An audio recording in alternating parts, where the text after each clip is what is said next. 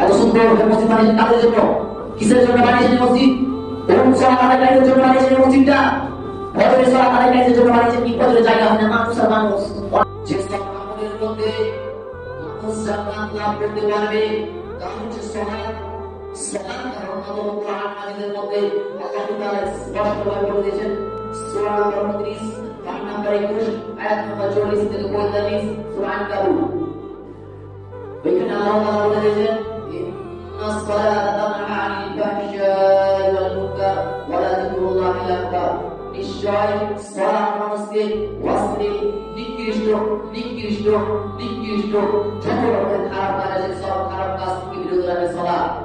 আর হাদিস শিরশা শহীদ হাদিস জানেন সুবহানাল্লাহ। আনাস রাদিয়াল্লাহু তাআলা আনহু قال قال رسول الله صلى الله عليه وسلم أول ما يحاسب به عبد يوم القيامة الصلاة فإن صلى صلى وسائر عمله وإن فسد فسد سائر عمله। আনাস রাদিয়াল্লাহু তাআলা আনহু বলেন রাসূল সাল্লাল্লাহু আলাইহি ওয়াসাল্লাম বলেছেন কিয়ামতের দিন সর্বপ্রথম সালাত সম্পর্কে জিজ্ঞাসা করা হবে। যদি আপনার সালাত গ্রহণযোগ্য হয়, যদি আপনার সালাত পরিপূর্ণ হয়, সঠিকভাবে হয়, তাহলে সমস্ত আমল গ্রহণ করা হবে। আর যদি সঠিক যদি না হয় সমস্ত আমলের বাতিল করে দেওয়া হবে। কারণ সমস্ত আমলের ভিত্তি ইবাদত হচ্ছে সালাত। আবু হুরায়রা রাদিয়াল্লাহু তাআলা আনহু বলেন রাসূল সাল্লাল্লাহু আলাইহি ওয়াসাল্লাম বলেছেন সালাতের সব তিন ভাগে বিভক্ত করা হয়েছে। কয় ভাগে? তিন ভাগে বিভক্ত করা হয়েছে। এক ভাগ পবিত্রতার মাধ্যমে, দ্বিতীয় ভাগ অনুর মাধ্যমে, তৃতীয় ভাগ সিজদার মাধ্যমে। যে তিনটি পরিপূর্ণ হবে সঠিকভাবে আদায় করবে তার সালাত গ্রহণ করা হবে। আর যে তিনটি পরিপূর্ণ আদায় করবে না তার সালাত গ্রহণ করা হবে না। এই হাদিস দ্বারাই বোঝা যায় যে সালাত গ্রহণ হওয়ার জন্য তিনটি কাজ সুন্দর হওয়া জরুরি। এক, ওযু সুন্দর হতে হবে। দুই, রুকু যথাযথভাবে পরিপূর্ণ করতে হবে। তিন, সিজদা যথাযথভাবে পরিপূর্ণ সঠিকভাবে করতে হবে। এই তিনটে যদি পরিপূর্ণ সঠিকভাবে না হয় সালাত কবুল হবে না। আর সালাত যদি কবুল না হয় সমস্ত আমলকে বাতিল করে দেওয়া হবে। আবু হুরায়রা রাদিয়াল্লাহু তাআলা আনহু বলেন রাসূল সাল্লাল্লাহু আলাইহি ওয়াসাল্লাম বলেছেন যে ব্যক্তি 5 ওয়াক্ত সালাত আদায় করবে, জুমার সালাত আদায় করবে, রমাদান সিয়াম পালন করবে, তার সাগীরা গুনাহ হয়ে যাবে। আর কাবিরা গুনাহ হওয়ার জন্য 70 বার করতে হবে। গুনাহ যদি করবা এক করবা যে ছোট ছোট গুনাহ, আর করবা যে বড় বড় গুনাহ। সাগীরা গুনাহ যেটা ছোট ছোট গুনাহ মাফ করার জন্য কি করতে হবে? তিনটি কাজ করা জরুরি। আর কাবিরা গুনাহ করার জন্য আল্লাহর কাছে সত্য তওবা করতে হবে। তাকওয়া, তোমরা আল্লাহকে ভয় করে পরিপূর্ণভাবে বিশ্বাস স্থাপন করে আল্লাহর দরবারে সেজদা অস্ত্র পেলে আল্লাহর কাছে ক্ষমা চাইলে আল্লাহ তাআলা তোমাদেরকে, আমাকে, আপনাকে কাবিরা গুনাহ মাফ করে দিতে পারে। আর আনাস রাদিয়াল্লাহু তাআলা আনহু বলেন রাসূল সাল্লাল্লাহু আলাইহি ওয়াসাল্লাম বলেছেন যদি তোমার বাড়ির কাছে একটি নদী থাকে, ওই নদীতে যদি তুমি দিনে 5 বার গোসল করো সাবান শ্যাম্পু লাগিয়ে, আমি ছোট্ট ব্যাখ্যা করে বললাম সাবান শ্যাম্পু লাগিয়ে, তাহলে কি তোমার শরীরে কোনো ময়লা থাকতে পারে? সাহাবীগণ বলল না, কোনো ময়লা থাকতে পারে না। তেমনি 5 ওয়াক্ত সালাত আদায় করলে তোমার কাছে কোনো পাপ থাকতে পারে না। আপনি যে মুসলিম, আপনি যে মুমিন, সেটা আপনাকে কি বোঝায়? সেটা আপনাকে একমাত্র সালাত বোঝায়। আপনাকে যে বলেছে মুসলিম সেও ভুল বলেছে, আর আপনিও ভুল যাচ্ছেন। বলেন তো মুসলিমের বলেছে আল্লাহ দিবে না মানুষ দিবে? মানুষের মধ্যে থেকে মুহাম্মদ সাল্লাল্লাহু আলাইহি ওয়াসাল্লাম দিবেন না মানুষ দিবে? তিনি বলেছেন রমজান আসা যে সালাত ছিল ফারাদ কাবার সে কাফের, সে কুফরি করবে।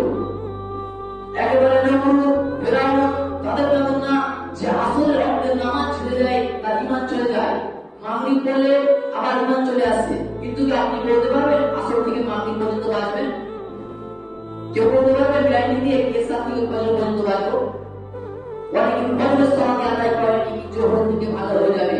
এই যে তিনি জানেন, তিনার কাজে বাবা একটা বলে, তিনার মুখে একটা বলে। আল্লাহি আল্লাহর কসম, যুবক ভাই, চাচা, বড় ভাই, দাদা, আল্লাহি আল্লাহর কসম, আপনাদেরকে আমি এখানে কাফের মুসলিম মুনাফিক বলার জন্য আসেনি। যা আপনি করেন সেটা আমার মুখে শুনেন, শোনার পরে আপনাকে এত সব লাগে, এত খারাপ লাগে, এত নিকৃষ্ট লাগে, এত কিছু মনে হয়, সেটা আপনি প্রতিনিয়ত করেন, সেটা কত জঘন্য হতে পারে একবার ভেবে দেখছেন? এখন তো সালাতে হাত ধরেন না, সালাতের সময় মসজিদে আসেন না, মাদ্রাসার সময় মাদ্রাসাতে যান না,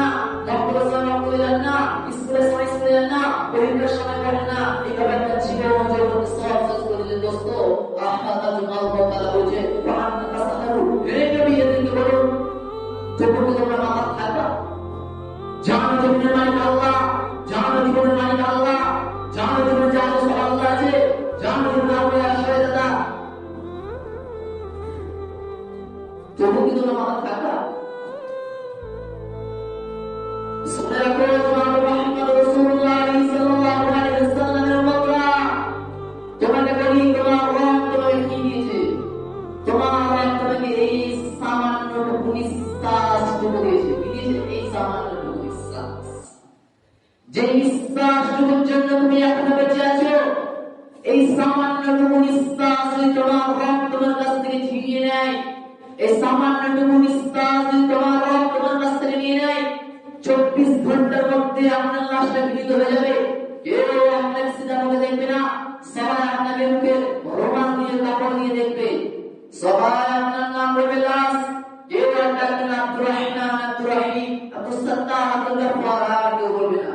সবাই শুধু বলবে লাশটা উঠিয়ে দাও, গোসল করে দাও, কাপড় পরিয়ে দাও, লাশটাকে শুয়ে দাও। টাইম পার হয়ে সবাই আপনার নাম ধরে বলবে লাশ।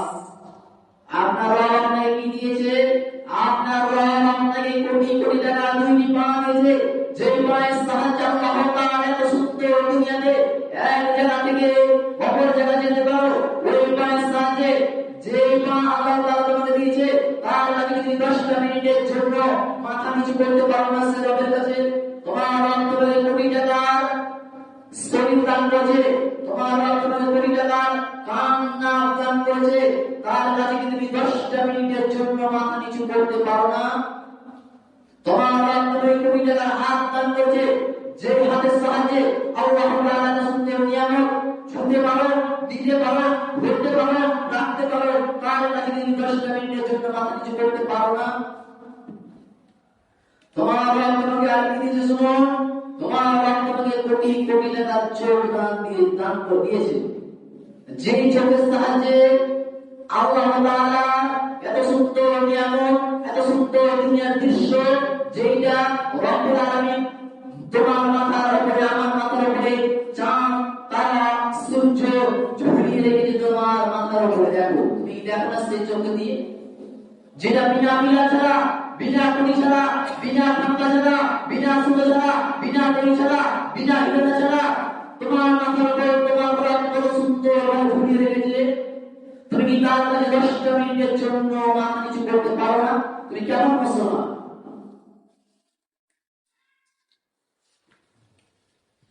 তুমি কেন ফজরের সময় ঘুমিয়ে থাকো? তোমার কি এখনো কানে পৌঁছায়নি ফজরের সালাতের গুরুত্ব? তুমি কি শুনতে পাওনি এতদিন ফজরের সালাতের কি গুরুত্ব আছে, কি মূল্য আছে? তুমি যদি 10টায় ঘুমালে 11টা, 12টা, 1টা, 2টা, 3টা, 4টা, 5টায় 7 ঘন্টা ফজরের আযান, 5:30টায় ফজরের জামাত, এই 7 ঘন্টা ঘুমানোর পর 4 রাকাত নামাজের জন্য তোমার রব তোমার কাছ থেকে 10টা মিনিট চাই। কয় মিনিট? 10 মিনিট। এই 4 রাকাত নামাজের জন্য তোমার রব তোমার কাছ থেকে 10টা মিনিট চাই। তুমি এই 10টা মিনিট তোমার রব যদি চাই কি আমার বান্দার আমি চোখের পলককে এক করতে দিব না, বন্ধ করতে দিব না। তোমার ক্ষমতা নেই কিন্তু বন্ধ করে দেখাবা, তোমার ক্ষমতা নেই কিন্তু বন্ধ করে চলে যাবা। কেন তুমি আসো না সালাতের সময় মসজিদে? কেন ফজরের সময় ঘুমিয়ে থাকো? عن عائشة رضي الله تعالى عنها قالت قال رسول الله صلى الله عليه وسلم ركعة الفجر خير من الدنيا وما فيها। এই ফজরের 2 রাকাত সুন্নাত। কোন নামাজের সুন্নাত? ফজরের 2 রাকাত সুন্নাত। এই ফজরের 2 রাকাত সুন্নাত পুরো দুনিয়া আর দুনিয়ার চাইতে উত্তম এই ফজরের 2 রাকাত সুন্নাত। যেই সময়টাকে তুমি ঘুমের ঘরে কাটিয়ে দাও, এই ফজরের 2 রাকাত সুন্নাতের মূল্য হচ্ছে পুরো দুনিয়াটা যদি বিক্রি করে একটি স্বর্ণ দিন হয়, ওই স্বর্ণটাকে যদি 1 পাল্লা রাখা হয়, আমি ছোট্ট ব্যাখ্যা দিচ্ছি বোঝার জন্য, 1 পাল্লা রাখা হয়, আর অপর দিকে 2 রাকাত সুন্নাত রাখা হয়, তাহলে ফজরের 2 রাকাত সুন্নাত ভারী হয়ে যাবে। ওই যে ফজরের 2 রাকাত সুন্নাতের পরে 2 রাকাত ফরজ আছে, তার আল্লাহু আকবার কি দিয়ে কিনবা, তার সামি আল্লাহু লিমান হামিদা কি দিয়ে কিনবা, সুবহান রাব্বিয়াল আলা, সুবহান রাব্বিয়াল আযীম, তাতাহিয়াতু কি দিয়ে কিনবা। তুমি কত টাকার মালিক হচ্ছে তুমি সালাতের কাফারা দিবা, কত বড় ধন হচ্ছে তুমি সালাতের কাফারা দিবা, কত তুমি কোটি হচ্ছে তুমি সালাতের কাফারা দিবা। যেখানে 2 রাকাত সুন্নাত পুরো দুনিয়া চাইতে উত্তম হয়, তাহলে ওই ফরজের কি হতে পারে? তাহলে ফরজের কি হতে পারে ভেবে কিছু একবার তোমরা? আমি মনে হয় বুঝাতে পারলাম না আপনাদেরকে। ফরজের গুরুত্ব। শোনেন, মনোযোগ সহকারে শুনেন। চাচা আপনাকে উদ্দেশ্য করে বলছি, বড় ভাই তোমাকে উদ্দেশ্য করে বলছি। এই 2 লাইন শুধুমাত্র বলের মাধ্যমে তোমাদেরকে বুঝাচ্ছি। 2 লাইন মনোযোগ সহকারে শোনো। কেমন করে ঘুমাও তুমি, কেমন করে ঘুমাও তুমি, ফজর করে কাজা, এমন তো হতে পারে তোমার জোহরে জানাজা। কেমন করে ঘুমাও তুমি, ফজর করে কাজা, এমন তো হতে পারে তোমার জোহরে জানাজা। মুসলিম হয় না জন্ম নিলেই মুসলমানের ঘরে, কাফের মুমিন তফাৎটা হয় সালাতের উপরে। মুসলিম হয় না জন্ম নিলেই মুসলমানের ঘরে,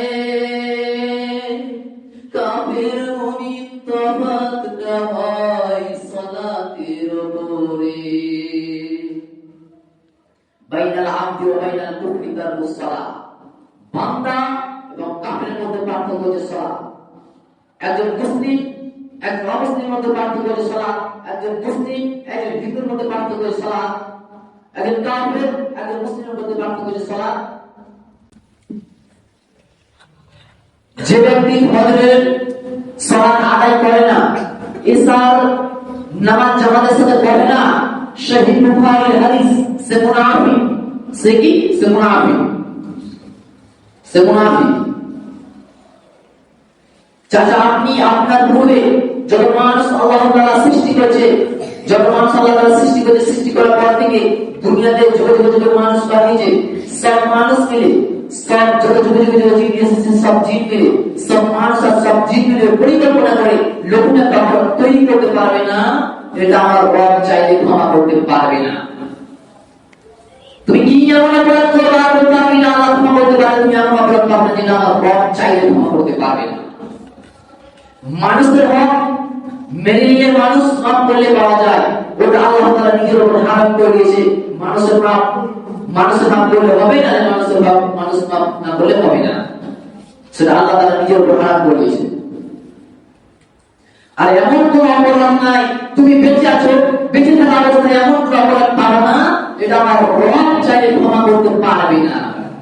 তুমি কি এমন অপরাধ করবা কি আল্লাহ ক্ষমা করতে পারবে? এমন অপরাধ পাবা না। আল্লাহ বলছে আমার ইজ্জতের কসম, আমার ক্ষমতা, আমার তাকুতের কসম, আমার বান্দা সাজিদে গুনাহ করবে, অন্যায় করবে, অপরাধ করবে, জুলুম করবে, অত্যাচার করবে, একবার আমার কাছে এসে সিজদায় করে চোখের এক ফোঁটা অশ্রু ফেলে ক্ষমা চাইবে, তার সকল জীবনের গুনাহ মাফ করে দেব। এই যে এত সুন্দর মসজিদ বানিয়েছেন কাদের জন্য? এত সুন্দর মসজিদ বানিয়েছেন কাদের জন্য? কিসের জন্য বানিয়েছেন মসজিদ? কোন সালাত আদায়কারীদের জন্য বানিয়েছেন এই মসজিদটা? ফজরের সালাত আদায়কারীদের জন্য বানিয়েছেন কি? ফজরের জায়গা হয় না, মানুষ অনেক মানুষ ফজরের নামাজ পড়তে আসতে পারে না, অনেক মানুষ, একটা মসজিদ বানাতে হবে, তাদের জন্য বানিয়েছেন মসজিদটা। আল্লাহকে ভয় করে ইত্তাকুল্লাহ, মিথ্যা বলবেন না চাচা। এই মসজিদটা কোন সালাত আদায়কারীদের জন্য বানিয়েছে? এই মসজিদটা কোন সালাত আদায়কারীদের জন্য বানিয়েছে? ফজরের সালাত আদায়কারীদের জন্য নয়, জোহরের সালাত আদায়কারীদের জন্য নয়, আসরের সালাত আদায়কারীদের জন্য নয়, মাগরিবের সালাত আদায়কারীদের জন্য নয়, ইশার সালাত আদায়কারীদের জন্য নয়। যারা জুমার সালাতকে সাপ্তাহিক অনুষ্ঠান হিসেবে পালন করতে আসে তাদের জন্য বানিয়েছে মসজিদ, তাদের জন্য বানিয়েছে মসজিদ না। যারা জুমার সালাতকে অনুষ্ঠান হিসেবে পালন করতে আসে মসজিদে, তাদের জন্য সুন্দর মসজিদ বানিয়েছেন, তাদের জন্য সুন্দর ফ্যান, এসি, গ্যাস ফ্যান, তাদের জন্য সুন্দর ভাবে রেখেছেন। কেউ আর আসবে অনুষ্ঠান পালন করতে আসবে, আপনি জোহরের জন্য বানাননি, আসরের জন্য বানাননি, মাগরিবের জন্য বানাননি, ইশার জন্য বানাননি, ফজরের জন্য বানাননি। যেখানে দিনের 5 ওয়াক্ত সালাতকে সাপ্তাহিক এক ওয়াক্তে নিয়ে গিয়ে ফেকিয়েছে, সপ্তাহ এক ওয়াক্তে নিয়ে গিয়ে ফেকিয়েছে, তাদের জন্য বানিয়েছেন এই সুন্দর মসজিদ। আমি মানা করছি না আপনি মসজিদ বানায়েন না, আমি বলছি কেন আপনারা সালাতের সময় মসজিদে আসেন না। আমি বলছি না আপনি মসজিদ বানান না, আমি বলছি 10 তলা 20 তলা বানান, বানাতে মানা নয়, তবে আপনি কেন সালাতের সময় মসজিদে আসেন না, এটা আমার প্রশ্ন।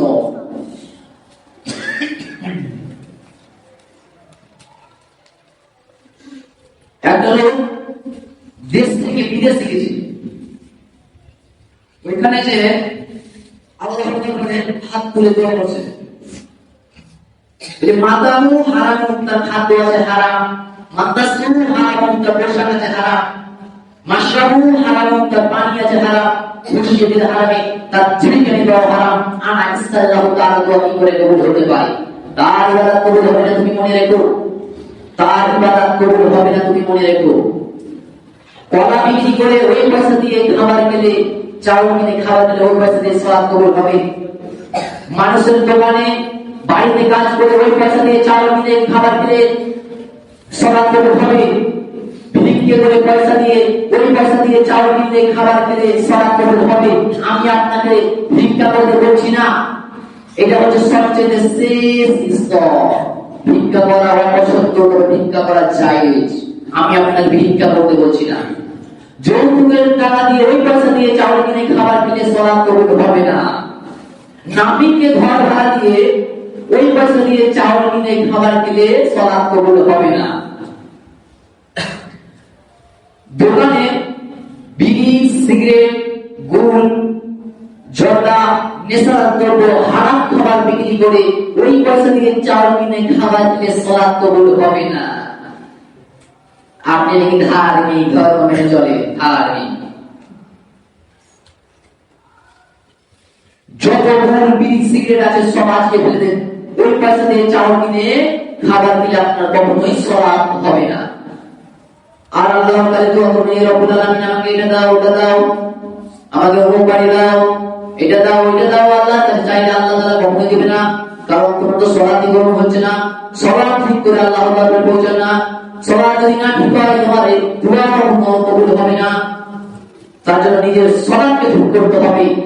সালাত যদি ঠিক না হয়, তবে আপনার দোয়াও কবুল হবে না।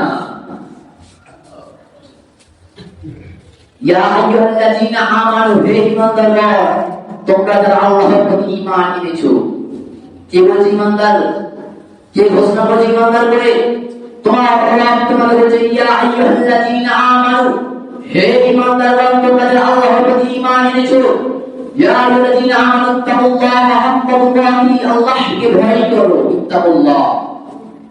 ওয়া লা তামুতুন্না, তোমার রব তোমাদের বলছে তুমি মৃত্যু বরণ করো না, ওয়া লা তামুতুন্না ইল্লা ওয়া আনতুম মুসলিমুন, যতক্ষণ পর্যন্ত তুমি পরিপূর্ণ মুসলিম না হচ্ছ, ততক্ষণ পর্যন্ত তুমি মুসলমান না হওয়া পর্যন্ত তুমি মৃত্যু বরণ করো না।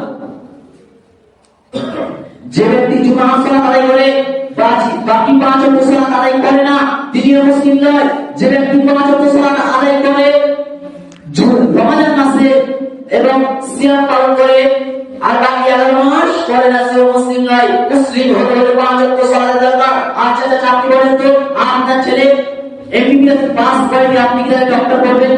আপনার ছেলে ইঞ্জিনিয়ার পাস করে আপনি কি তাকে ইঞ্জিনিয়ার করবেন? আপনার ছেলে মাস্টার পাস করে আপনি কি তাকে মাস্টার করবেন? আপনার ছেলে গাড়ি চালাতে জানে না, ড্রাইভিং লাইসেন্স নাই, আপনি কি তাকে ড্রাইভার করবেন? যেমন গাড়ি না চালাতে জানলে ড্রাইভার করা যায় না, মাস্টার পাস না হলে মাস্টার বলা যায় না, ইঞ্জিনিয়ার পাস না হলে যেমন ইঞ্জিনিয়ার বলা যায় না, এমবিবিএস পাস না হলে যেমন ডক্টর বলা যায় না, তেমনি 5 ওয়াক্ত যে সালাত আদায় করবে না তাকে মুসলিম বলা যায় না। মুসলিম হতে হলে 5 ওয়াক্ত সালাতের দরকার। যে ব্যক্তি 5 ওয়াক্ত সালাত আদায় করে না, তিনি মারা গেলে তার লাশকে শ্মশানে পুড়িয়ে দিতে হবে, তার মুসলমানের কাতারে কোনো জায়গা নেই। যে ব্যক্তি 5 ওয়াক্ত সালাত আদায় করে না, তিনার জানাজা হবে না, তিনার গোসল কাপড় কিছু হবে না। যে ব্যক্তি 5 ওয়াক্ত সালাত আদায় করে না, তিনার জানাজায় 5 ওয়াক্ত সালাত মুসলমান মানুষ বেনামাজি জানাজায় যেতে পাবে না। বেনামাজি জানাজা বেনামাজি মানুষ পড়তে পারবে, অথচ নামাজি মানুষ পড়তে পারবে না। যদি না পড়ে পড়ে দিতে হবে, সুতরাং করে দিতে হবে তার কাজকে। অথচ মুসলমান যারা 5 ওয়াক্ত সালাত আদায় করে তারা বেনামাজি জানাজায় উপস্থিত হতে পাবে না। আমি মনে হয় বুঝতে পারলাম না আপনাদেরকে, টাইম শেষ হয়ে গেল, অনেক কথা বলা আছে, টাইম তো শেষের দিকে হয়ে গেল পুরো টাইম। আল্লাহ যদি বাঁচিয়ে রাখে পরিবার ইনশাআল্লাহ পরে থেকে বলবো আল্লাহ তাআলা আমাদের সকলকে বোঝার এবং সঠিকভাবে 5 ওয়াক্ত সালাত আদায় করার তৌফিক দান করুন। আর একটা ছোট্ট একটা হাদিস বলছি, আসসালাতু আলা ওয়াক্তিহা। রাসূল সাল্লাল্লাহু আলাইহি ওয়াসাল্লামকে জিজ্ঞাসা করলো আল্লাহর কাছে সবচেয়ে উত্তম আমল কোনটি? রাসূল সাল্লাল্লাহু আলাইহি ওয়াসাল্লাম বলেছেন আসসালাতু আলা ওয়াক্তিহা। যে ব্যক্তি 5 ওয়াক্ত সালাত জামাতের সাথে সঠিক নিয়মে সঠিকভাবে আদায় করলো, সেই মানুষটা আল্লাহর কাছে সবচেয়ে উত্তম আমল করলো, সে ব্যক্তি সবচেয়ে আল্লাহর কাছে উত্তম আমল করলো। আল্লাহ তাআলা আমাদের সকলকে যেন বুঝার তৌফিক দান করুন। রব্বুল আলামিন আমার বড় ভাইকে, চাচাকে, বড় দাদাকে, যুবক ভাইকে জামাতের সাথে 5 ওয়াক্ত সালাত আদায় করার তৌফিক দান করুন। রব্বুল আলামিন আমার যুবক ভাইরা যেন নেশাদার দ্রব্য থেকে দূরে থাকতে পারে। এখান থেকে আমার বক্তব্য বের করছি। আমার اللهم صل على محمد وعلى ال محمد كما صليت على ابراهيم وعلى ال ابراهيم انك حميد مجيد اللهم بارك على محمد وعلى ال محمد كما باركت على ابراهيم وعلى ال ابراهيم انك حميد مجيد واخر دعوانا الحمد لله رب العالمين السلام عليكم ورحمه الله